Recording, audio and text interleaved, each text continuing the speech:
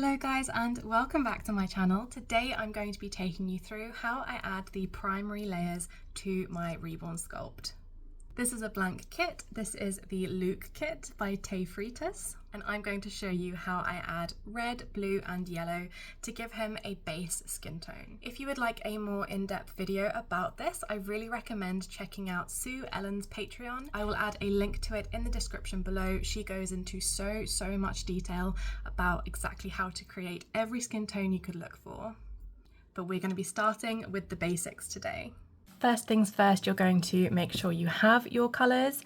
These are the waterborne air dry paints. Then you're also going to want a fluffy brush, or ideally 3 of these, one for each colour, and a brush like this that's quite flat, again, one for each colour.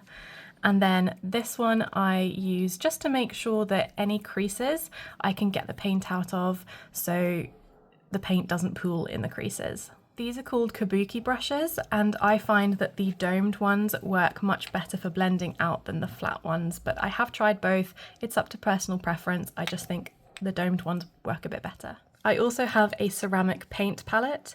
You can get plastic ones of these, but the ceramic ones work much better. They are much easier to clean. You're also going to want some distilled water to work with these paints, and I use a pipette to get that out. I've already added a primer to this kit, and so I'm going to go in with my first colour, and I always start with red. I'm using a drop of this paint. A little goes a long way with this one, and then I'm grabbing my distilled water and I am heavily diluting this. When you come to do the mottling layers, this won't be as diluted, but to start with, I do like to keep it quite diluted. So I will mix it around, make a bit of a mess as I do so. This is why I have things like this paper underneath. But I like how large these sections of the palette are, and then I tend to use these smaller ones for when I'm doing things like mottling. And I think that's a fairly good colour at the moment. I often test it on my own skin. Like, it doesn't really show up a huge amount, and that's what you want. You want lots of really thin layers. And you can kind of see the colour there. That's the thickness I'm looking for. So don't be alarmed if it doesn't really show up when you first start putting it on. You see it's such a subtle colour, and then when you blend it out with the blending brush, again it's going to be super subtle still. It does show up a bit more in person than on the camera, so I am sorry about that. But I'm just covering the whole face, the whole head, quite like haphazardly. I'm not trying to make it super perfect or anything at this point in time, because this will all be blended out and this is only the first layer anyway. So you can see that's what she's looking like. And then I go in with my fluffy brush, and I always start with the face because this paint does dry fairly quickly, and if there are any splotchy areas that dry too fast, I want them to be on the back of the head and not on the face. So starting with the face, just going over really lightly with this fluffy brush, and then over the back of the head.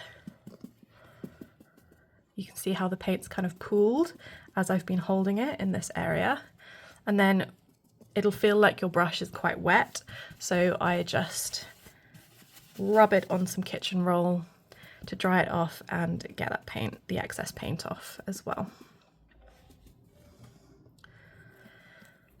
And then, as I said, there will be areas that the paint pools in, like behind the ear. You don't want the paint to pool because that's when it's going to look unrealistic. So I'm going in with my little brush, going into those ear crevices.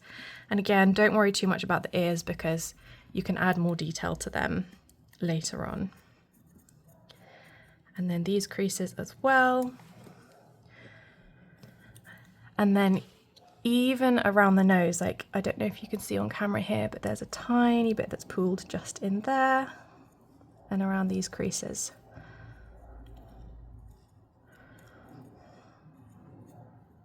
So it's a super subtle colour, barely notice it at all. And it looks a little grey on camera, but in reality it does look a little bit pinker now than the original colour. Some people like to paint in sections, so only doing the head over and over. I like to do the whole body, so it makes sure that all of my layers are going to be the same and all of my limbs will match. So now I'm going to go ahead and do the exact same thing to all of the limbs. Now, I would like this baby to end up with a similar skin tone to this baby. Obviously, you can see this one is a lot more red. So I will be doing a few more red layers on this one before I move on to doing any yellow or blue layers. So this is after about 5 layers of that really thin red paint. And now I'm going to go in with yellow. So I had some yellow I'd already actually mixed up from an earlier project that I just kept in this pipette because I hadn't used all of it. So I'm going to pour some of that out. And this yellow is incredibly strong, as in the waterborne yellow paints are very strong. So I'm going to dilute it a little bit further as well. And then I have some fresh brushes. This is just stained from previous use. And I'm going to be going in with this yellow. Again, testing it on my hand. You can just about see it show up there. I can definitely see it in person. And then I'm going to be doing exactly the same thing with this yellow all over the head. So in person, these colours are stronger as well than my phone camera is picking up.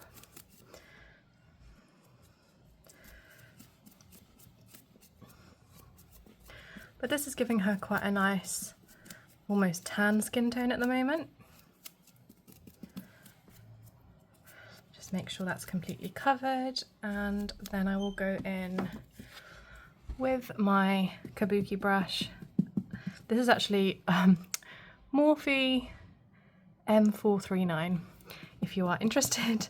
This is one of my absolute favourite kabuki brushes for this, but obviously Morphe are cheaper than a lot of brushes, but still, like, I bought these ones in like a multi-pack on Amazon, which made them quite cheap per brush. But yeah, if I could, I would get like loads more of these ones. This is how we're looking after 1 layer of yellow. I'll probably do 2 layers and then I'll move on to blue. This is how she's looking after a couple of those yellow layers. And now we're going to be moving on to the blue. So I will grab my blue paint. This is basic blue. And essentially do exactly the same thing as I have done with the others. So dilute with distilled water. Grab another brush, and if it looks like it's too dark, I think that's fine actually.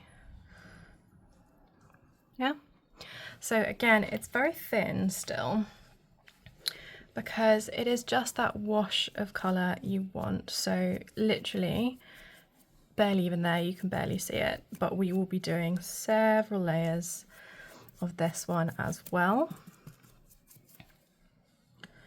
So getting all over the head.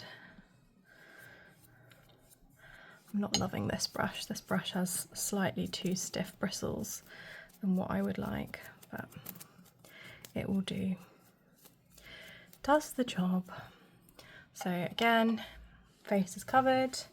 I'm actually using that same brush as for the yellow. I just made sure it got most of the yellow off and was fairly dry.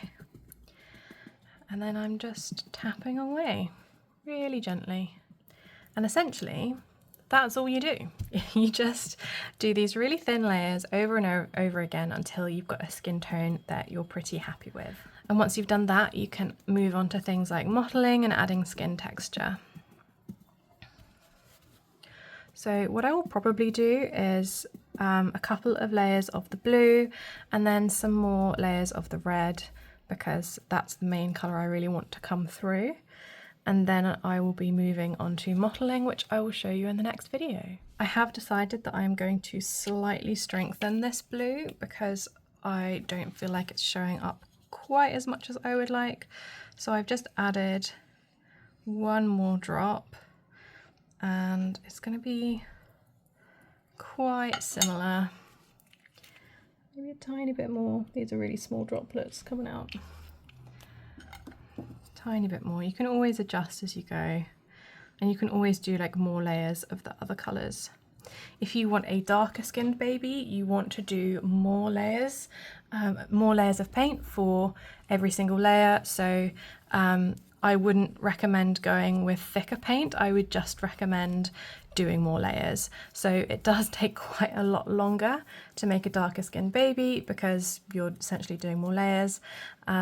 You can really vary the skin tone depending on how many of each layer you do. So maybe you do more red to give it a more kind of red undertone, or more yellow if you want more yellow.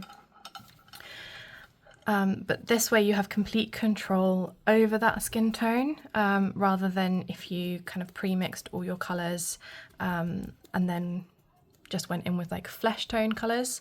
I do think this tactic of using the 3 different primary colours allows you to have a huge amount of control. And you might notice while you're painting that you get little tiny pieces of like lint like this, if you can see that. I do try and just take them off with a small brush as I go along, as I'm painting, because if they get really embedded in the paint, then it's really hard to get them off without taking a lot of the paint off with it as well. And it's really subtle, but this is the arm that I have just painted that blue on, and this doesn't have the blue.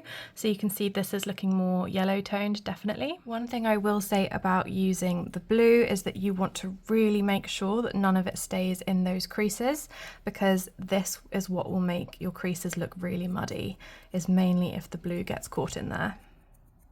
At this stage, you can also mix up a slightly stronger version of the colour and go in and add it to the areas that will have stronger areas. So, for example, I'm adding some more blue here. And I will do quite a few layers of this, but if you add it in a little bit at a time, it will build those layers up quite gradually, which looks more realistic.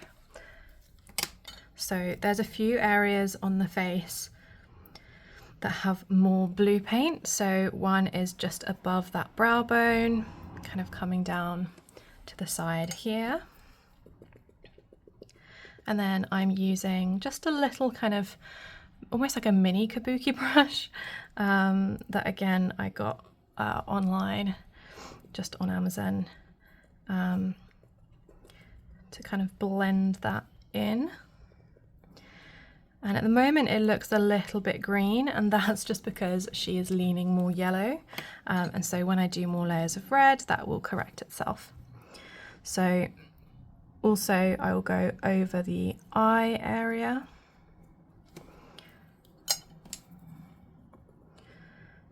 Just doing the same process. And again, there will be quite a few layers of this, and I will be using stronger paints at times as well. So going over the eye area and then around the nose and down under the nose, and then down under the lips as well.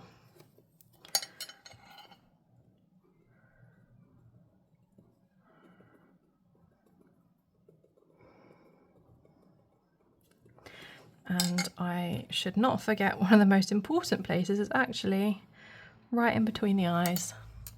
It's one of the main places that babies have blue.